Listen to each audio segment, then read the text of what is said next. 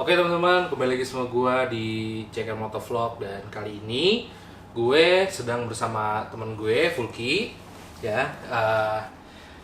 Fulky ini sempat menjadi relawan ya Ki? Jadi relawan tanggap COVID. Tanggap COVID. Iya. Jadi lu jadi relawan itu, role lu itu adalah supir ya, driver ya? Driver, jadi supir ambulans. Supir ambulans. Nah, karena di saat COVID seperti ini, di saat pandemi seperti ini tuh suatu hal yang umum ya, kita jumpai ambulans di jalan ya. Iya. Jadi lebih umum ketimbang saat sebelum pandemi ya. Betul, Karena betul. banyak sekali kan berlalu lalang gitu.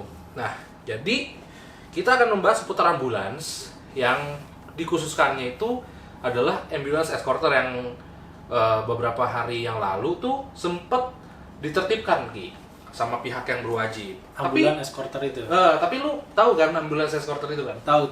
Jadi kita tadi udah ngobrol-ngobrol dikit sih soal ambulance escorter, dan gue kaget ternyata tuh di setiap tempat relawan itu, di setiap kelompok relawan itu sebenarnya udah ada 1-2 orang pengawal ya?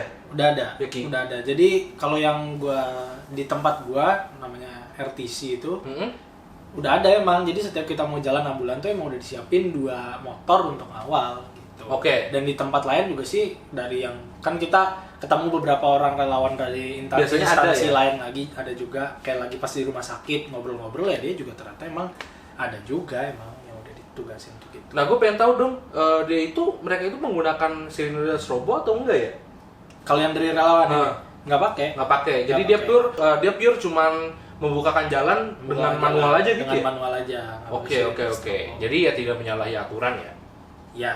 Gitu. Karena pihak polisi sendiri sebenarnya itu udah menegaskan bahwa tidak ada salahnya ketika kita ingin mengawal menjadi relawan atau volunteer untuk mengawal ambulans, tapi yang tidak boleh itu kan sebenarnya sirine dan strobonya.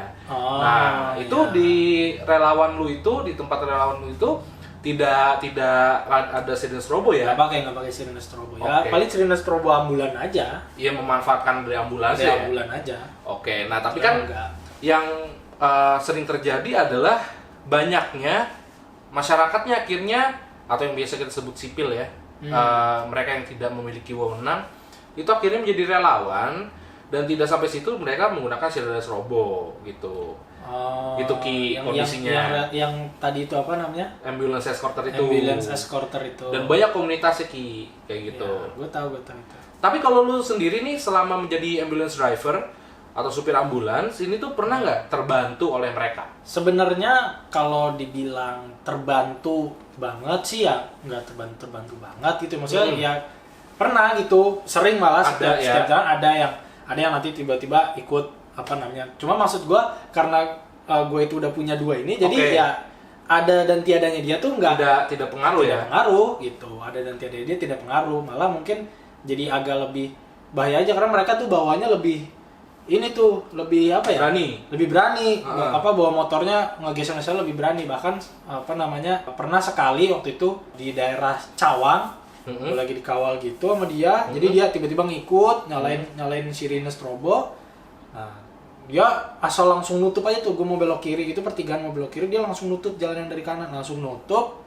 Bener-bener dadakan banget. Nah, dari sini ada Gojek lagi bawa orang. Nabrak. Mungkin karena lagi bawa orang jadi remnya kurang bisa pakem, akhirnya nabrak, jatuh.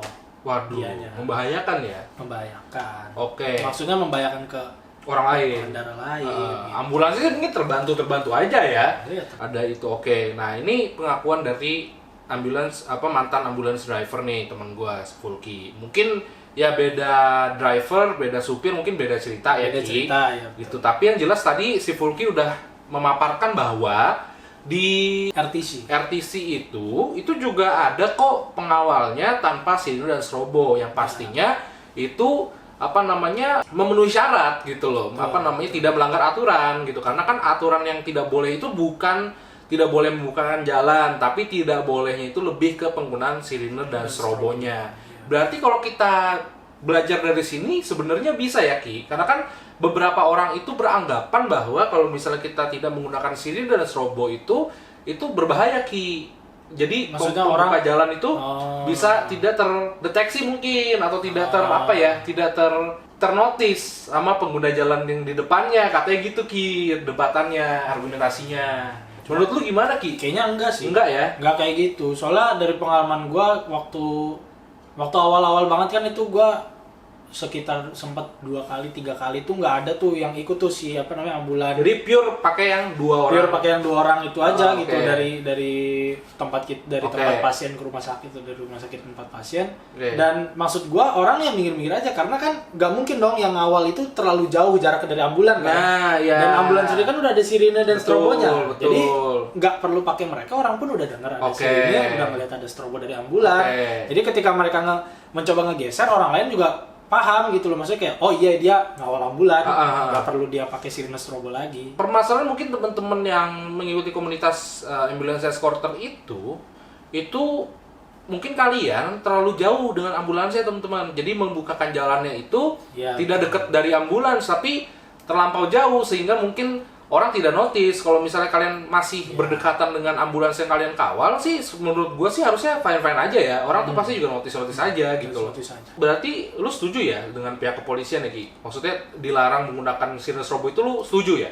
Ya kalau gue sih karena itu kebijakan dari kepolisian, dari pemerintah pasti udah ada pertimbangannya kan. Kenapa nggak boleh, kenapa nggak?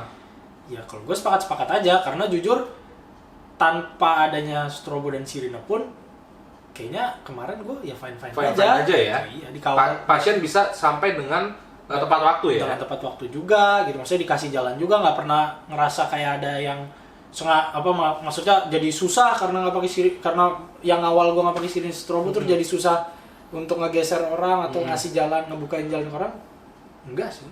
Nah, polemiknya yang kedua Ki adalah ternyata ambulance escorter ini menjadi dalam tanda kutip langganan para ambulance driver juga. Nah, masalahnya ini gue nggak tahu nih driver ambulans ini adalah bener-bener driver berlisensi atau tergabung dalam grup relawan atau bagaimana, atau cuman cabutan gitu ya. Lu ngerti lah ya cabutan ya? Iya, gue paham. Yang memanfaatkan ambulance escorter ini. Jadi mereka tuh kayak punya grup WA. Kalau misalnya mereka mau biar mereka dapat kawal gitu. Duit, gitu. Iya. Nah, kalau urusan duit sih gue nggak tahu ya, gue no comment lah gitu, karena mereka kan mengaku sebagai relawan yang escorter ini kan. Oh iya. Ya, jadi kita asumsikan free lah. Kita asumsikan free. Nah, terus mereka ini jadi kayak apa ya? Kayak tolong kawal gue dong, gue mau ke titik ini gitu loh Ki. Nah, menurut lu gimana Ki sebagai mantan ambulance driver nih? Seperti itu tuh profesional atau enggak sih Ki? Meminta bantuan seperti itu yang direct langsung terus memanfaatkan kegratisan relawan itu? Kalau menurut gua sih sebenarnya tergantung instansinya dulu. Kalau misal dari instansinya memang udah nyediain, memang udah ngasih tawaran, memang udah ada yang bisa ngawal, yang memang dia orang instansinya gitu loh. Ya menurut gua dengan nggak usah pakai begitu-begituan lagi gitu, nggak usah pakai, ya dia nggak profesional namanya kalau masih ngubung-ngubungin gitu. Cuma kalau emang kan mungkin kita nggak tahu, mungkin ada beberapa relawan tanggap COVID yang memang dibawahi sama instansi kecil gitu. Jadi mungkin dia orangnya sedikit, yang jadi nggak punya pengawal, makanya akhirnya dia nyari biar dikawal, akhirnya nyari channel di situ. Ya mungkin kalau kayak gitu ya bisa ya fine aja. Jadi 50-50 sih sebenarnya. Gitu. Tapi menurut lu tanpa adanya pengawal itu memang susah ya Ki membuka jalan? Tanpa adanya pengawal ya, kalau sebenarnya sih kalau dibilang susah enggak gitu. Cuma emang kalau pakai pengawal lebih mudah aja. Cuma kalau dibilang susah sih enggak. Soalnya pernah juga gua waktu itu emang lagi sibuk semua, lagi ini semua. Ya udah, gua ambulan benar-benar enggak ada dikawal tuh sama ambulan apa tadi namanya? Yang ambulance escorter. Ambulance escorter itu juga waktu itu enggak ada yang awal, jadi benar-benar ambulan doang dan dibuka-bukakan jalan juga sih. Maksudnya ya bisa-bisa aja. Bisa-bisa aja, tapi memang ketika ada pengawalnya itu lebih gampang gitu. Oke, gue sekarang paham. Jadi sebenarnya tetap dibutuhkan, apalagi kalau misalnya kode merah nih ya, pengawal seperti itu, tapi jangan sampai membahayakan orang lain juga dan mengganggu juga ya Ki. Oke. Nah, jadi gitu teman-teman ya, karena setahu gue namanya suatu pengawalan itu bagus kalau misalnya di satu relawan itu, di satu grup relawan itu memiliki internal yang bisa me-escort gitu, dalam artian mereka itu memenuhi syarat, dan biasanya kan kalau relawan tuh punya ini ya Ki, punya kartu ya?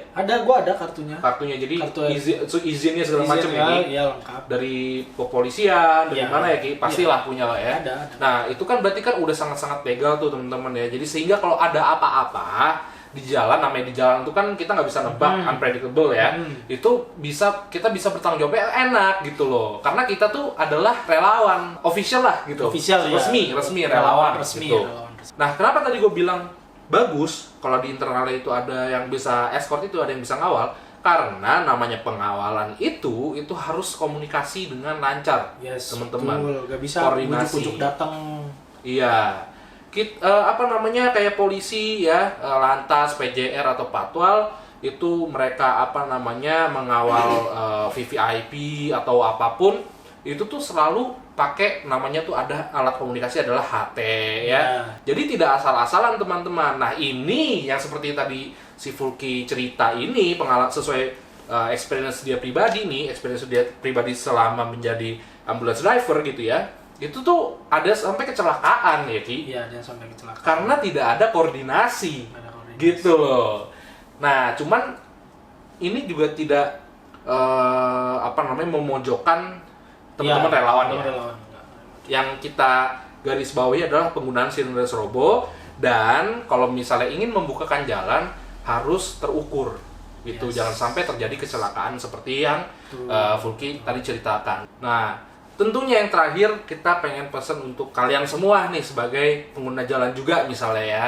Ketika ada ambulans, sebaiknya kalian harus bertindak cepat untuk memberikan jalan, karena sebenarnya ini semua ya tidak akan ada kalau misalnya kita sebagai pengguna jalan lain itu tanggap dalam memberikan jalan untuk ambulans ya. Terlebih lagi saat Covid ini itu banyak ambulans tuh yang dituduh terus Ki, pasien ambulans kosong Ya. kan seperti itu kan. Lu juga merasakan kan? Gua pernah juga soal digituin. Iya. Udah diinin nggak geser-geser tuh malah sengaja nutup gitu. Itu. Padahal ini pasien gua lagi sesek, udah saturasinya udah 60. Betul.